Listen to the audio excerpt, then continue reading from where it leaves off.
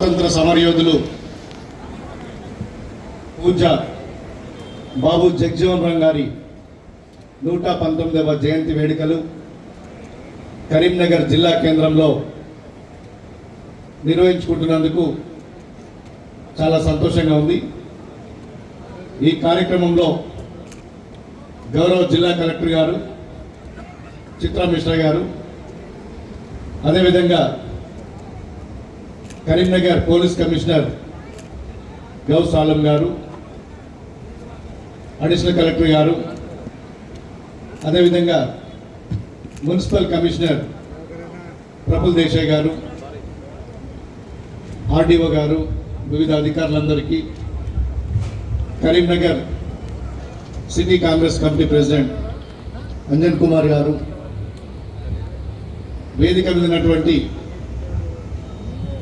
ఎన్నో సంవత్సరాలుగా దళితుల ఉద్యమం ఊపిరిగా దశాబ్దాల తరబడి దళితుల హక్కుల కోసం కొట్లాడుతున్న దళిత సంఘాల నాయకులందరికీ, ఈ జిల్లా పరిధి నుంచి వచ్చినటువంటి ప్రజాప్రతినిధులకు,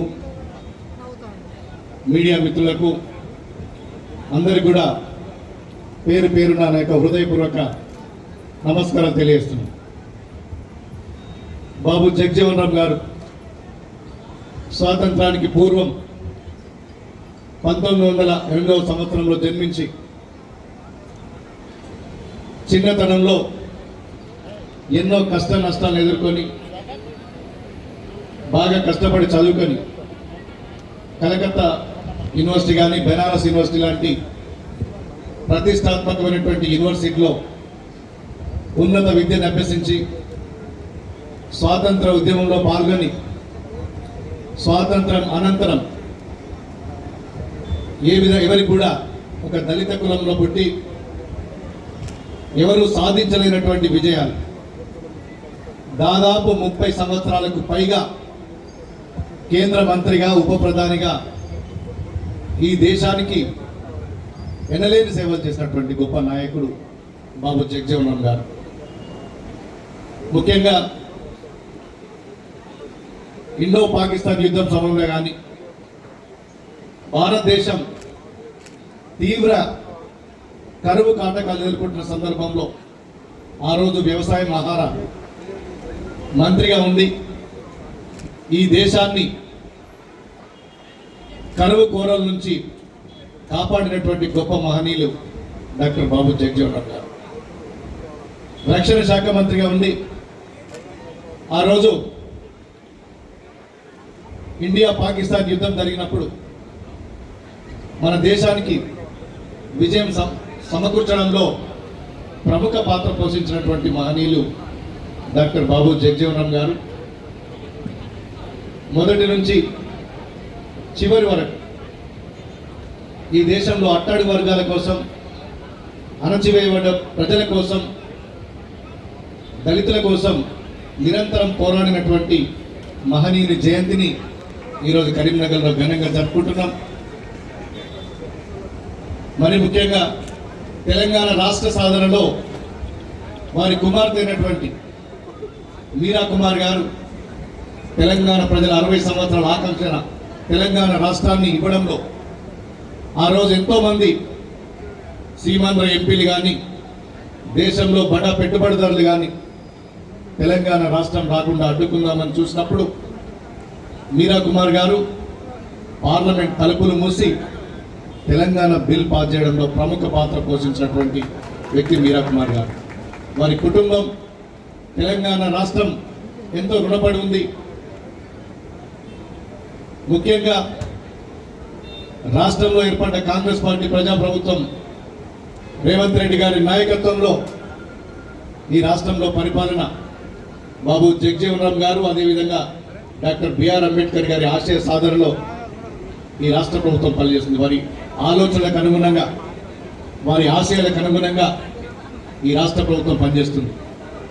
ముఖ్యమంత్రి రేవంత్ రెడ్డి గారు ఎన్నో దశాబ్దాల నుంచి ఈ రాష్ట్రంలో ఎస్సీ వర్గీకరణకు సంబంధించి రావణ కాష్టంలో నడుస్తున్న సమస్యకు ఫుల్ స్టాప్ పెట్టి ఇటు ఎస్సీలలో మాదిగల మధ్య వర్గీకరణ చేసి వీళ్ళందరూ కూడా ఎలాంటి గొడవలు లేకుండా ఒక సోదర భావంతో వెలిగే వాతావరణాన్ని ఈ రాష్ట్ర ప్రభుత్వం కల్పించింది. ముఖ్యంగా గతంలో కాంగ్రెస్ పార్టీ ఈ రాష్ట్రంలో అధికారంలో నాడు ఎస్సీ ఎస్టీ సప్లాన్కు చట్టబద్ధత కల్పించింది. ఈరోజు అనేక గ్రామాలలో ఎస్సీ ఎస్టీ సప్లా నిధులతోటి ప్రతి గ్రామంలో కూడా అభివృద్ధి పనులు మనం చేసుకుంటామంటే కాంగ్రెస్ పార్టీ ప్రభుత్వం ఘనత. గత 10 సంవత్సరాలుగా ఏ ఒక్క దళితులకు కూడా కనీసం ఒక ఇల్లు ఇచ్చినటువంటి పాపాన పోలేదు. ఈ రాష్ట్రంలో కాంగ్రెస్ పార్టీ ప్రజాప్రభుత్వం అధికారంలోకి వచ్చినాక అర్హులైన ప్రతి దళితునికి ఇందిరమ్మ ఇండ్లు ఇస్తున్నాం, రేషన్ కార్డులు ఇస్తున్నాం, అంతేకాదు సన్న బియ్యం ఇస్తున్నాం, 200 యూనిట్ల లోపు కరెంటు వినియోగించుకునే ప్రతి ఒక్కరికి దాదాపు మెజారిటీగా అందులో దళితులే ఉంటారు. ఇలా ప్రతి ఒక్కరికి కూడా ఉచిత విద్యుత్ ఇస్తుంది ఈ రాష్ట్ర ప్రభుత్వం అని చెప్తున్నా. ఆనాది నుంచి నేటి వరకు కూడా దళితుల మనోభావాల్ని, దళితుల ఆత్మగౌరవాన్ని కాంగ్రెస్ పార్టీ ప్రజాప్రభుత్వం కాపాడుతుంది. ఇళ్ల స్థలాల్లో కానీ, అసెన్ భూముల్లో కానీ ఎస్సీ ఎస్టీ అట్రాసిటీ చట్టాన్ని తీసుకొచ్చి దళితుల ఆత్మగౌరవాన్ని, దళితులు ఎదుర్కొంటున్న వివక్షను దూరం చేసే ప్రయత్నం కాంగ్రెస్ పార్టీ ప్రజాప్రభుత్వం చేస్తున్నది. ఈ సమావేశాన్ని ఇప్పుడు ప్రారంభించుకుంటున్నాం. చాలామంది విద్యార్థులు కానీ వేదిక మీద ఉన్నటువంటి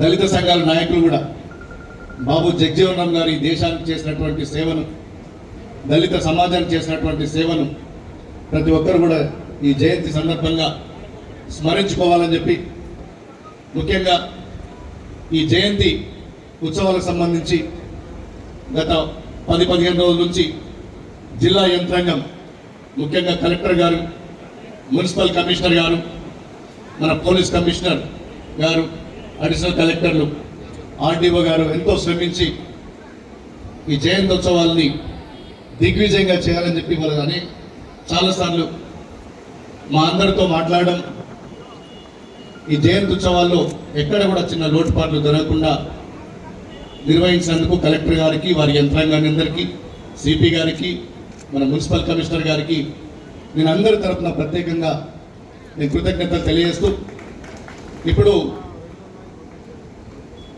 are Soumya BEd first year చదువుతున్న విద్యార్థిని వచ్చి మాట్లాడవలసిందే కోరుతున్నా. ఉన్నారా?